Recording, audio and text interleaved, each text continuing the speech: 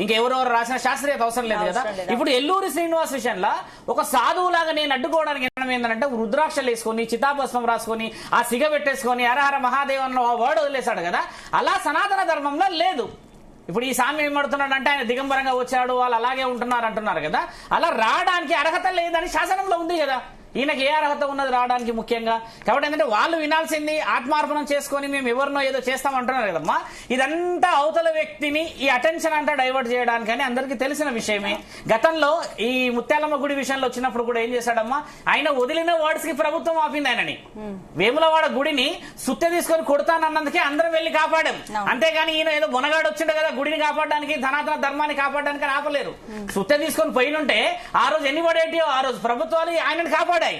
ఆ రోజు మంగళగిరిలో కూడా అంత పెద్ద గొడవైనా పోలీస్ అధికారుల మీద చేతు పడ్డా కూడా ఈయన రుద్రాక్షలు వేసుకున్నాడనే ఈయన బయటకు వచ్చాడు కదమ్మా.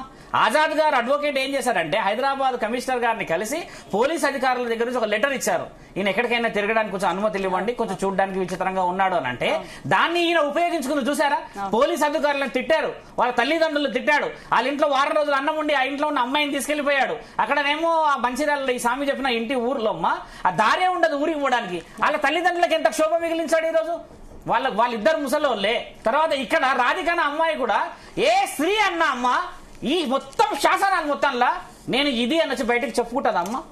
వేశ్యాతనం చేసే స్త్రీ కూడా నేను వేశ్య అని చెప్పదు. మన శాస్త్రం అంత గొప్పది. పురుషుడే వెళ్తాడు మీరెవరు అని చెప్పడానికి కదా. అలాంటిది ఒక స్త్రీ వచ్చి 20-30 మంది ఛానళ్ల మధ్యలో నన్ను ఇలా మోసం చేశాడని చెప్తే ఈవిడేమంటుంది, ఆవిడ ఫేక్ అని చెప్పి ఈవిడ అంటుంది వర్షిని. ఆ ఫేక్ అనేది ఏందో నువ్వు లైవ్ గా వచ్చి మీడియా ఛానల్లో మాట్లాడొచ్చుగా, పోలీస్ అధికారుల సమక్షంలో మాట్లాడొచ్చుగా. నువ్వు ఇప్పుడు ఎక్కడ ఉన్నావు అక్కడ చెప్తే అడ్రస్ ప్రకారం వస్తారుగా. పోలీసు వాళ్ళు అందరూ వెతుకుతున్నారు అనేది ఇన్ఫర్మేషన్ ఉంది కదా. సరే నేనంటే పరోక్షంగా మాట్లాడుతున్నా, మీరందరం మనం ఆయనకు అగేనిస్టే అనుకుందాం. మరి నువ్వు డైరెక్ట్ గా వచ్చి అధికారులు ఇచ్చారు కదా తల్లి. ఇప్పుడు మొన్న వెళ్ళాం మనము శారదా గారిని కలిసాం, అమ్మని ఉమెన్ ప్రొటెక్షన్ కమిషనర్ గారిని. ఆవిడ కూడా ఏం చెప్పింది, ఈయన పురుషుడు అని డిక్లరేషన్ ఇచ్చిందమ్మా. ఈయన గారి ఆధార్ కార్డులో ఏమున్నది, బ్రహ్మ విష్ణు పరమేశ్వరులు అని చెప్పేసి ఫీమేల్ అని 1997 డేట్ ఆఫ్ బర్త్ ఉన్నది. అవునా కదా. ఇప్పుడు ప్రభుత్వ అధికారం కూడా ఒక పేపర్స్ అన్ని తీసుకొని వస్తుంది అని అంటే ఆధారాలతోనే మాట్లాడుతున్నాం కదా మన అందరం. ఈయన ఎందుకు అలా మాట్లాడతలేడు, ఆ అమ్మాయి ఎందుకు ఆ విధంగా మాట్లాడుతుందనంటే ఈ స్వామి ఒకటే వర్డ్ వదిలాడు, వశీకరణాలని కొన్ని వనమూలికలు ఉన్నాయంటున్నారు కదా. ఈ వనమూలికలలో మత్తు వనమూలికలు మాత్రమే.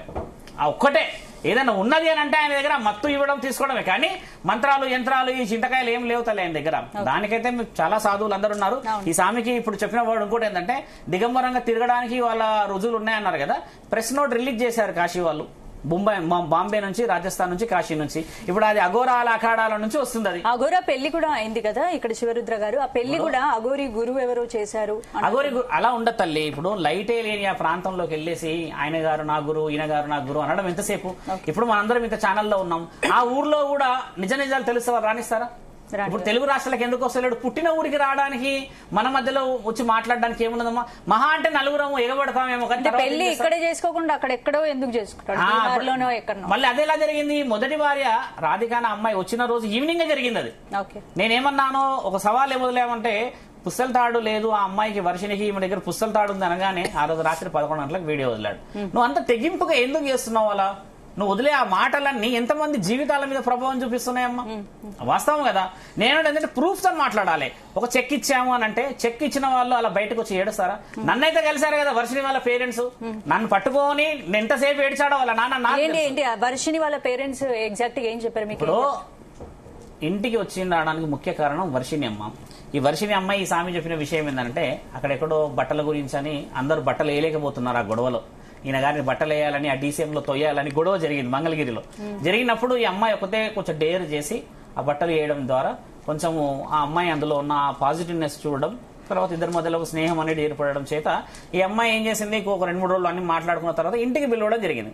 అంటే అధికారికంగానే పేరెంట్స్ అందరికీ ఇలా తిరుగుతున్నది ఇలా పోతుందంటే పిలిచారు. కానీ ఇప్పుడు ఇందులో వర్షిని వాళ్ళ పేరెంట్స్ స్వార్థం ఉన్నది అని చెప్పేసి 10% నేను ఒప్పుకోగలుగుతా, 90% ఒప్పుకోలేము. ఆ వస్తువులు ఇప్పించారు, ఈ వస్తువులు ఇప్పించావు, ఆ వస్తువులు ఇచ్చావు అంటే నువ్వు ఏ స్వార్థం లేని ఎందుకు ఇప్పించావు మరి?